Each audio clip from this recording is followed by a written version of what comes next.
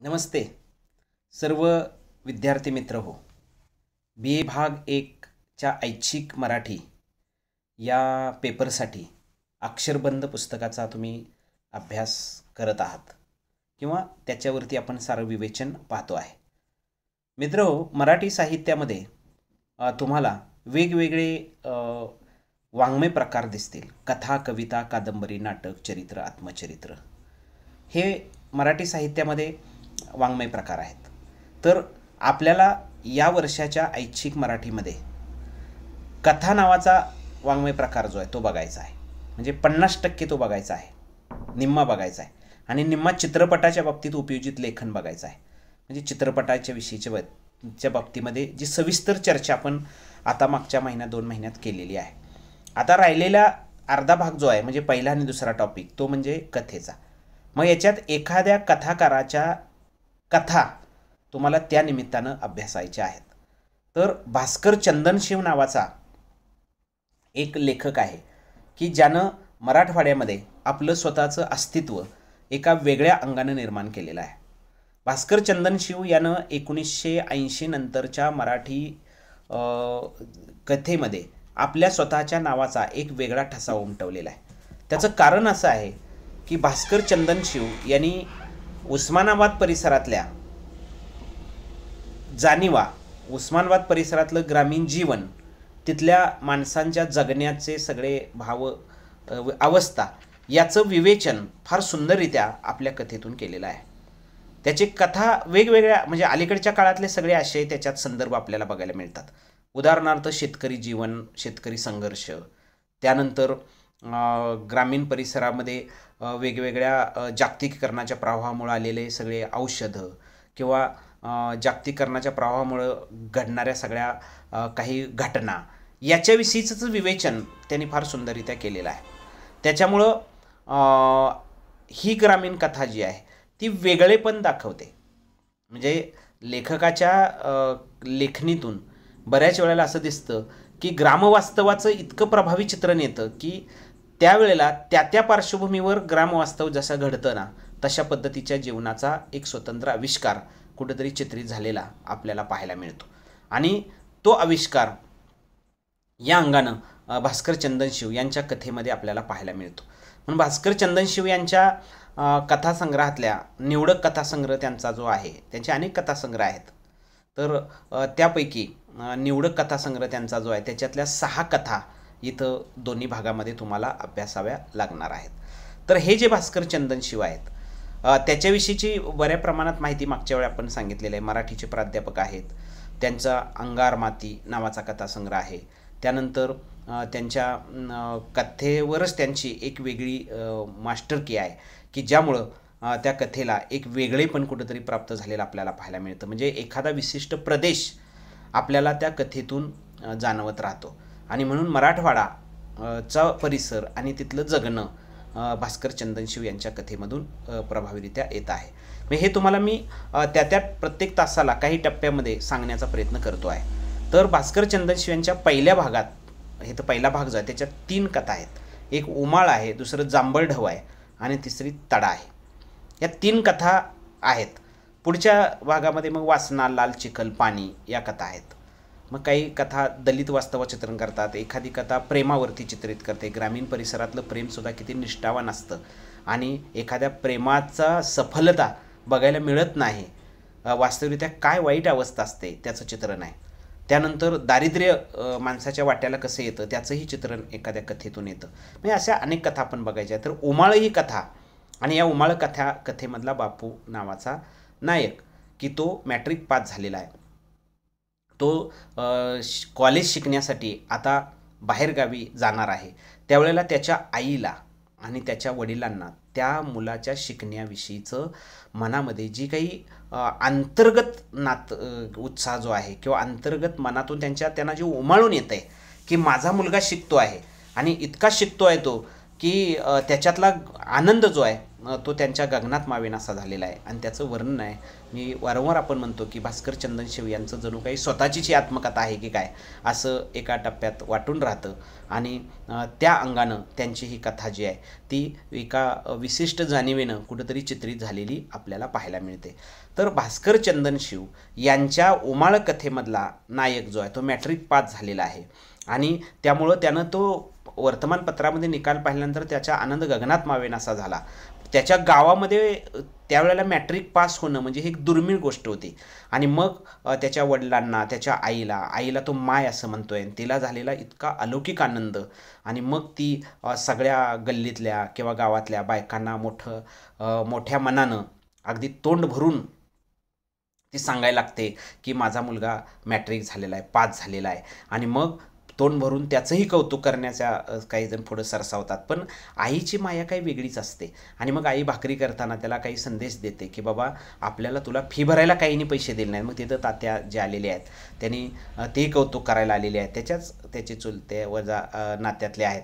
पण त्यांनी ते काय त्याला पैसे पैसे दिलेले नसतात. आणि अशा वेळेला संकटाच्या काळात कोण येत नाही, पण पास झाल्यानंतर आता काहीतरी तुला मस्का लावायला कोणीतरी येईल असं आई त्याला एकंदरीत सांगायला लागते. आणि तिला बापूशा असं ती म्हणते. आणि मग त्याला इतकं ती जेवण खाण त्याच्यावर घालण्याचा प्रयत्न त्याला करते की त्याला चांगलं गोडधोड पदार्थ घालते, त्याला भरभरून खा असं ती सांगते आहे. म्हणजे या गोष्टी एकंदरीत इथं टप्प्याटप्प्यानं आलेल्या आहेत. आणि मग हे सगळं ज्या वेळेला चित्रित व्हायला लागतं त्यावेळेला आपण साधारणपणे पहिला भाग बघितलेला आहे. ह्याच्यात 3 भागामध्ये ही कथा विभागली गेलेली आहे. त्याच्यामध्ये दुपार झालेली आहे आणि मग दुपारच्या वेळेला शाळेतले मास्तर जे आहेत ते आलेले आहेत त्याच्या, आणि तेही त्याचं कौतुक करतायत, त्याला चांगले मार्क्स मिळालेले असल्यामुळं. आणि मग सकाळची शाळा सुटलेली होती आणि मास्तर सांगितल्याप्रमाणे या ठिकाणी खालच्या ढेलजात येऊन बसलेले आहेत असं तो म्हणतोय. आणि अशा वेळेला या ठिकाणी ती 4-5 माणसंही त्यांच्याबरोबर ती होती आणि त्याचं कौतुक करायला खरं तर ही सगळीजण माणसं आलेली आहेत. आणि त्या कौतुकाचा एक वेगळा भाग म्हणून या ठिकाणी तिथं एकंदरीत पाहता आलेला आहे. आणि अशा पद्धतीनं या कथेमधला एक वेगळा स्वतंत्र जाणिवेचा भाग जो आहे तो तयार होऊ लागलेला आहे. मग तिथले सखाराम मास्तर आहेत किंवा दुसरे मास्तर आहेत, त्याला शिकायचं त्याच्याविषयी सांगतात. तर वडील त्याचे म्हणतात की आम्ही कित्येक दिवस बैलांची शेपटं मोडण्यात घालवलेली आहेत, आम्ही कित्येक दिवस राबलेलो शेतात आहे, आता कुठंतरी आमचं भाग्य उजाडलेलं आहे आणि हा मुलगा शिकतो आहे. त्यावेळेला त्याला पुढच्या शिक्षणासाठी घालण्यासाठी एखाद्या शिक्षकावर जबाबदारी एक शिक्षक घ्यायचं ठरवतात. आणि मग त्याला त्या तालुक्याच्या गावी त्याला ज्या कॉलेजमध्ये जायचं आहे तिथं शाळा नाव घालणं वगैरे हा सगळा भाग या ठिकाणी कुणीतरी करायचं ठरतं. आणि अशा परिस्थितीमध्ये त्याच्यामध्ये एक वेगळी विचारपूर्वकता जी आहे ती तयार तिथं कुठंतरी झालेली आहे. आणि मग त्यांच्यातली सगळी ती झालेली चर्चा, त्यांच्यातलं झालेलं चर्चात्मक दोघांच्यातला संवाद, या सगळ्या गोष्टी एकंदरीत इथं घडत जातात. आणि त्या टप्प्यावरती ते सगळं विवेचन जे आहे ते होतं. म्हणजे त्यानंतर मग ते सगळेजण त्याला शाळेत घालायचं ठरवतात, हे खरं होतं. आणि मग त्याच्यातून काहीतरी कोणीतरी सांगण्याचा प्रयत्न एकंदरीत करतं. ते सांगता सुद्धा बऱ्याच वेळेला बऱ्याच गोष्टी घडत राहतात. आणि मग बाहेरची माणसं आहेत माय कोणाची कशी नजर असते या वगैरे ते सांगितलं आहे. सगळी माणसं नंतर समधी तयार झाली त्याला शाळेत घालायला, वडील पण तयार झाले आणि त्यांची तरी इच्छा जबरदस्त होती. अशा परिस्थितीमध्ये सगळी तयारी झाली, मास्तर त्याला बरोबर कोणतरी यायचं ठरलेलं आहे. आंबा नावाचं जे गाव आहे तिथं कॉलेजमध्ये नाव घालायचं सखाराम मास्तर बरोबर येणार होते. आणि मग सगळा खर्च अण्णांनी कबूल केलेला आहे गुरुजींच्या पुढं किंवा सरांच्या पुढं. आणि मग कबूल केला. पहाटपासून या ठिकाणी त्याची सगळी तयारी सुरू होती. विशेषतः म्हणजे त्या 5, 25, 30, 40 वर्षापूर्वीची घटना आहे की दारिद्र्य असल्यामुळं की त्याला स्वतः हॉस्टेलमध्ये नव्हतीच, हॉस्टेल नावाचा प्रकारच नसावा त्यावेळेला. तर त्याला खोली घेऊन राहणं, तिथं हातानं सगळं करून खाणं वगैरे ह्या सगळ्या भागाला, स्वयंपाकाला आवरून माझी बांधाबांध करीत आई होती. एक लोखंडी तिनं पेटी दिलेली आहे, 2 पितळ्या पिशव्या दिलेल्या आहेत, तळकटी एवढं एक सामान तयार झालं होतं. आणि मग पायली पावशेर ज्वारी दिली, शेरीकडचं तांदूळ दिलं आणि कसं आदलीभर गहू आणि 1.5 शेर तुरीची डाळ बांधली होती. म्हणजे काळं तांबडं तिखट लसूण जिरी पावडर हे सगळ्या अगदी बारीक सारीक गोष्टी सुद्धा आईनं या ठिकाणी तिथं बांधलेल्या आहेत. आणि मग ती देताना ती काय म्हणाली माहिती आहे का? ती म्हणालेली आहे, बापू कवा कवा भूक लागती तर खात जा आणि खोलीतल्या पोरांना बी देऊन पेटीला कुलूप लावत जा. काय सांगते म्हणजे ती काही तिथं भेटणारे आता त्याला मुलं असतात आणि ते एकत्रित खोलीत राहणार असतात अशा पद्धतीचं आहे. माय हेच कालपासून सांगत होती आणि पुन्हा तेच बजावत होती की कुठं फिरू नकोस, कुठं कुणासंग भांडू नकोस, सगळ्याच्या बरोबर गोडी गुलाबीनं राहा आणि सगळ्यात सावरलं तर काय सांगत जा. आणि मग आपलं गाव जे आहे त्याच्यापेक्षा ते तू शिकायला जाणार आंबा गाव जे आहे ते कितीतरी मोठं गाव आहे. आणि अशा परिस्थितीमध्ये या ठिकाणी मोटारी रिक्षा ह्या सगळ्या असतात, त्यांच्यापासून जपून जा. काही दुखलं फाकलं तर लगेच चटकन या ठिकाणी गाडीत बसून तू कुठं जा तर डॉक्टरकडे जा वगैरे कुठं असं ती सगळ्या सूचना देते. जसं आपला मुलगा घराच्या बाहेर कुठंतरी शिकायला जातो आहे असं म्हटल्यानंतर त्या आईला जी काळजी असते किंवा आईच्या मनात जी उत्सुकता असते तीसुद्धा इथं या ठिकाणी दिसते. म्हणजे या कथेमध्ये प्रत्येकाच्या अंतःकरणातला उमाळा आपल्याला दिसतो. म्हणजे त्या नायकाच्या मनातसुद्धा उमाळा आहे पण आणि आईवडिलांच्या मनातसुद्धा उमाळा आहे. तो वेगवेगळ्या घटना प्रसंगातून आपल्याला दिसायला लागतो आणि त्याला एक वेगळं दिसतं. म्हणजे शिकायचं ठरल्यापासून माय सारं काही बजावून त्याला सांगत होती. अगदी घडलेल्या आठवणीत ती बोलत होती. कुणाचं बाहेर या ठिकाणी ऐकून यायचं नाही असं ती सांगत होती. आणि काय बी मनात आणून ती घहिवरायची आणि जवान तवा ती बोलत राहायची. हे सगळं व्हायचं आणि अशा वेळेला या ठिकाणी ते सगळं बांधता ताट वाटी सगळं बांधता या ठिकाणी तिच्या डोळ्यातलं पाणी हुंदका या ठिकाणी ती सारखा ती गिळत राहायची. आणि अशा परिस्थितीमध्ये त्या अंगानं त्याचं चित्रण एकंदरीत होतं. बापू ती म्हणालेली आहे. तो म्हणाला का म्हणजे माझी बी घाटी रुतत जायची, गळा आवरल्यासारखं व्हायचं. आणि मग त्यानंतर ती म्हणते ही इष्टू घेऊन जा. इष्टू म्हणजे त्यावेळेला स्टोव जो होता ना की रॉकेल घालून त्याच्यावरती स्वयंपाक करण्यासाठी. आणि मग तो तिनं सांगितलेला आहे. आणि मग चूल वापरू देत नाही होतीच. ती आई गावात चूल वापरत होती पण प्रत्यक्ष त्याला चूल वापरू द्यायची नाही असं तिनं ठरवलेलं होतं. म्हणजे या सगळ्या गोष्टी आहेत आणि सगळी पहाटेपासून ही सगळी तयारी चालू होती. आईच्या दोघांच्यातला संवाद सातत्यानं सुरू होता आणि त्या दोघांच्या एक वेगळ्या प्रकारची जाणीव होती. आणि मग आईनं रानातनं बरंच काही बांधून आणलेलं होतं, भाजीपाला वगैरे ते सुद्धा ती देणार होती. आणि अशा परिस्थितीमध्ये आईचा आणि त्या दोघांच्यातला जो संवाद आहे तो वेगळ्या टप्प्यावरती सातत्यानं सतत चालू होता. आणि चालता तो संवाद आई किती त्याच्यावरती माया करते याची जाणीव त्याला होत होती. आणि म्हणून कोणीतरी माणूस नसला जवळ आल्याचं तर तिला खपायचं नाही आणि मग ती तणतणत राहायची. आणि अशा परिस्थितीमध्ये आईचा एक वेगळा स्वभाव त्याला तिथं जाणवलेला आहे. पण अंतर्गत मनाच्या नात्यातून तिच्या अंतःकरणातला जो उमाळ आहे तो मात्र क्षणाक्षणाला कसा व्यक्त होतो हे त्याच्या लेखणीतून आपल्याला लेखकाच्या दिसत राहतं. आणि तो विचार सातत्यानं या टप्प्यावरती एकंदरीत आलेला आहे.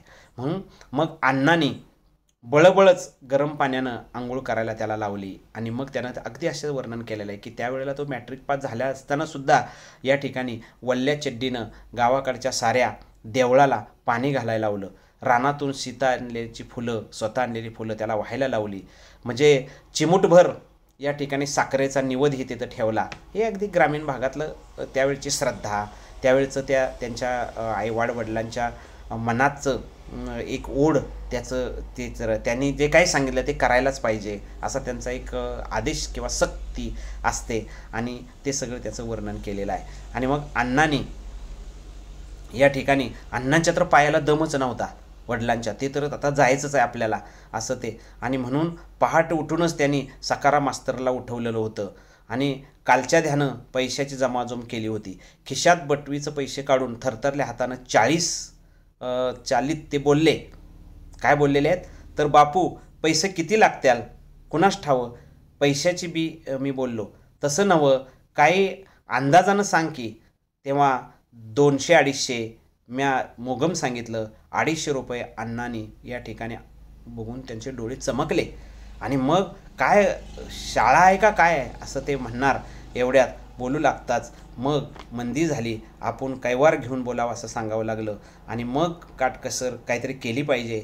250 लई का लेकरू परवस्तीला चाललंय, 250 लय आहेत का काय असं ती म्हणालेली आहे. आणि अशा वेळेला या ठिकाणी लय शानी आहेस, तुला लय मायाच. मग अण्णांनी या ठिकाणी गप जरा थोडीसे अण्णा बोलले त्यावेळी ती गप झालेली आहे. वास्तविकरित्या मागितलं तेवढे पैसे द्यावं असं ती म्हणते आहे. पण वडिलांना त्याची अडचण माहीत आहे ना, त्याच्यामुळं ती वडिलांनी कावल्यानंतर थांबलेली आहे. थोडंसं रागावले वडील आणि मग ती थांबलेली आहे.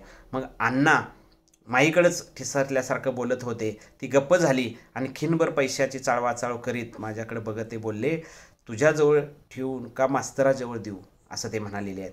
आणि मग नग माझ्याजवळच द्या. मी चटकन हात पसरला आणि हो चक म्हणत 150 राहू दे, पुन्हा कवा लागलं तर कागूद धाड असं ते म्हणाले आहेत. म्हणजे 250 त्यांचे जमले नाही, पण त्यांनी 150 रुपये त्याच्याजवळ एकंदरीत दिलेले आहेत. आणि मग या ठिकाणी हे सगळं तेवढं पैसे त्याने घेतलं, जवळच आपल्या ठेवलेलं आहे बांधून. त्यानंतर सकाराम मास्तर आलेले आहेत. ते दोघंजण या ठिकाणी त्याला घेऊन चाललेले आहेत. बापू कवा कवा रस्त्यानं चालताना त्यावेळेला मागं वळून पाहत होता आणि आई च्या डोळ्याचं पाणी थांबत नव्हतं. म्हणजे हा एक भावनिक प्रसंग त्या अंतर्गत मनाच्या नात्याच्या उमाळ्यातला सांगण्याचा प्रयत्न या ठिकाणी तिथं झालेला आहे. आणि मग बापू कवा कवा खिशात खाऊ पडलं आणि मग खात जा, स्वयंपाक कंटाळा आला तर कवा केळं घेऊन खात जा म्हणून ते पैसेही तिनं दिलेले आहेत. आणि मग खेमाभरानं मोठा भाऊ आला, अण्णा, 2 चुलत हे सगळे आले. सामान निघून ते गेले. त्यानंतर एस टी स्टँडवर गेले, एस टीत बसले. एस टीत बसल्यानंतर सुद्धा वरून खालून हात हलवणं सुरूच होतं. आणि मग त्याला या ठिकाणी आपलं गाव सोडल्याचं एक दुःख झालेलं होतं. आता गाव सोडून आपण दुसऱ्या गावाला चाललेलो आहे, आईवडिलांना आपण कुठंतरी सरलेलो आहे. आणि म्हणून लांब रस्त्यावर उभं राहून तोंड लवीत डोळं चोळीत ती आई होती. घरादाराला आणि रस्त्यावरच्या दगडाधोंड्याला सुद्धा या ठिकाणी उगचच नव्यानं बघावं असं ती बघत होती. गाव, माणसं, शेतं, जनावरं सोडून जाताना भरभरून येत होतं. आणि त्याचा मोठ्या भावाला तो समजावून सांगत होता की तुम्ही हे करा ते करा, असं सगळ्यांचं त्यांचं ते चाललं होतं. आणि अशा परिस्थितीमध्ये भिजल्या डोळ्यानं मायसारखी मागं पुढं बघत होती. तिचं एक रूपच या ठिकाणी त्याला ते दिसत होतं. आणि त्या टप्प्यावरती या कथेमध्ये एक वेगळेपण जे आहे ते कुठंतरी चित्रित झालेलं आपल्याला पाहायला मिळतं. आणि मग बस आली आणि हात वर करून ती उभी आम्ही केलेली आहे. आणि मग मास्तर आणि आम्ही दोघंजण त्याच्यातच चढलो. माणसं खाली उभं राहून कसल्या तरी डबघेवानं मजवर काहीतरी बघत होती. आणि अशा वेळेला त्याचं वर्णन एकंदरीत त्या टप्प्यावरती तिथं आलेलं आहे. आणि पुढं आता या ठिकाणी वरवरच्या गावाकडचं पैसे येत होते. तिसरा टप्पा सुरू झालेला आहे. आणि तिघेजण मित्र या ठिकाणी तिथं राहत होते. अस्तित्व या ठिकाणी तिथं त्याला स्वतःचं जाणवत होतं. कधी कधी तो पत्र लिहित होता. सारं गावाकडचं ठीकठाक पत्रातून सगळं कळत होतं. आणि अशा वेळेला या ठिकाणी दिवसाआड पत्र येत होती. मी बी लिहित होतो. आणि मग पहिल्यांदा करमत नव्हतं, पण आठवण झाली की या ठिकाणी थोडं उमाळून यायचं, डोळ्यातनं पाणी यायचं. आणि आता कसं लिहावं असं वाटायचं. गेल्या महिन्यातच सकाराम मास्तरचं पत्र आलं होतं आणि एवढ्या मोठ्या माणसानं आपल्याला पत्र धाडलं हे त्याचे तो हरकून गेलेला होता. आणि पत्रातून त्यानं सगळं व्यवस्थित सांगितलेलं होतं. गुरुजींनी पत्रातून काय लिहावं काय लिहू नये हेही सांगितलेलं होतं. की रडकी पत्र कधी लिहू नये, घरातल्या माणसांना खुशाली चांगली सांगावी वगैरे त्यांनी मार्गदर्शन सकाराम मास्तरांनी केलं होतं. म्हणजे त्या काळच्या शिक्षकाचं एक वेगळेपण जे आहे ते इथं चित्रित झालेलं आहे. आणि मग माझ्या पत्रात माझ्या सोबत्यांनं रूम पार्टनरला रामराम सांगितला होता. आणि त्या पत्रात पण मला नमस्कार असायचा आणि हे सगळं असायचं. म्हणजे मित्र, तिघेजण मित्र या ठिकाणी तिथं ते तिघं राहत होते. आणि अशा वेळेला त्यांच्यातला एक वेगळा त्या तिघांच्या मित्रत्वाचा नाता उमाळा पण तिथं जाणवत होता. म्हणजे प्रत्येक गोष्टीतून प्रत्येक घटनेतून उमाळा जाणवतो आपल्याला. आणि ह्या उमाळं कथेतून या खेड्यातल्या माणसाचं, शिकलेल्या मुलाचं आणि त्याच्या आईवडिलांचं एक वेगळं नातं जे आहे ते चित्रित झालेलं इथं आपल्याला एकंदरीत पाहायला मिळतं. आणि त्या टप्प्यातून मागच्या महिन्यातच एक पत्र आलं आणि त्या पत्रातनं म्हणजे बऱ्याच वेळेला एकदा तर 100 रुपये आलेले आहेत.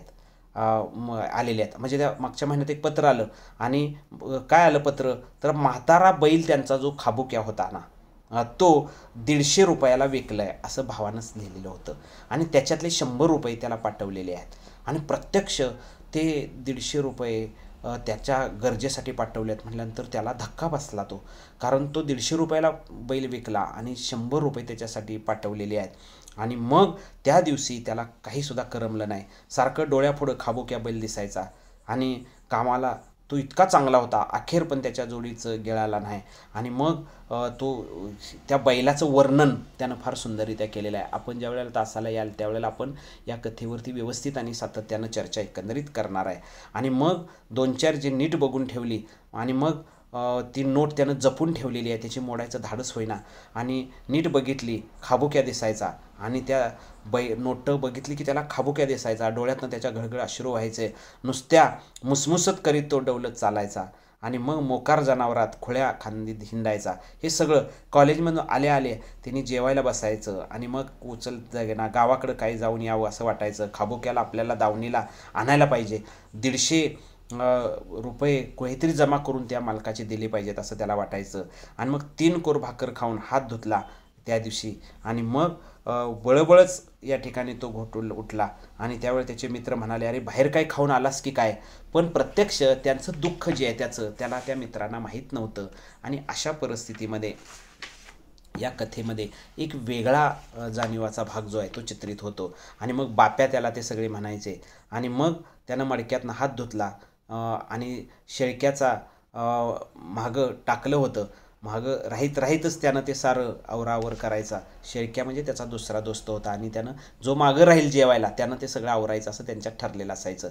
अशा परिस्थितीमध्ये पेटीला उसं देऊन सगळं तो पडलेला आहे आणि मला इतकं गुदमरल्यासारखं झालं की हुंदकाल्यासारखं झालं आणि मग कालच्या सोमवारी त्यानं सांगितलं आहे, माझ्या लहान भावाचं पत्र आलं आणि सगळं काही ठीक असल्याचं त्यानं सांगितलेलं होतं. सगळे शाळेत जातात घरातले मुलं, अण्णा माय सगळीच आठवण काढतात असं त्यानं सांगितलेलं आहे. खाबुक्या ऐकला तवा अण्णाला लई वाईट वाटलं, लई रडू आलं असं त्यानं सांगितलेलं आहे आणि काही न सांगितलं पण खाबुक्या इकडं लई पणाला लावून घेऊ नकोस, तू खाबुक्यासाठी तू शाळा शिक चांगली असं त्यानं सांगितलेलं आहे.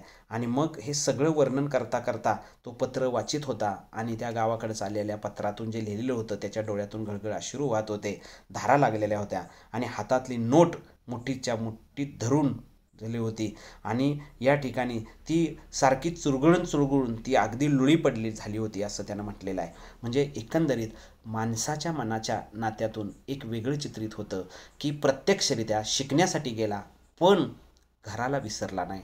आपल्या घराला घरपण जे आपलं आहे ते त्यानं जपलेलं आहे एवढं चित्रित केलेलं आहे. म्हणजे एक मुलगा ग्रामीण भागातला मॅट्रिक पास झाल्यानंतर शहरात शिकायला जातो, त्यावेळेला गावाकडची माणसं त्याच्या शिक्षणासाठी जीवाचं रान करतात, त्याच्यासाठी काय वाटेल ते करायला तयार असतात आणि अशा परिस्थितीमध्ये त्याला काय वाटतं याचं चित्रण एकंदरीत आहे. म्हणजे त्याच्या अंतःकरणातला जो उमाळ आहे तो चित्रित इथं झालेला आहे. या कथेमध्ये ग्रामीण वास्तवाचं प्रभावी चित्रण एक मनोविश्लेषण म्हणून या ठिकाणी इथं चित्रित झालेलं आहे आणि त्याला एक वेगळी किनार आलेली आहे असं म्हणायला काही हरकत नाही. तुम्ही फार चांगल्या पद्धतीनं ऐकत आहात. ही एक एक कथा आपण पुढं घेत राहायचं आहे.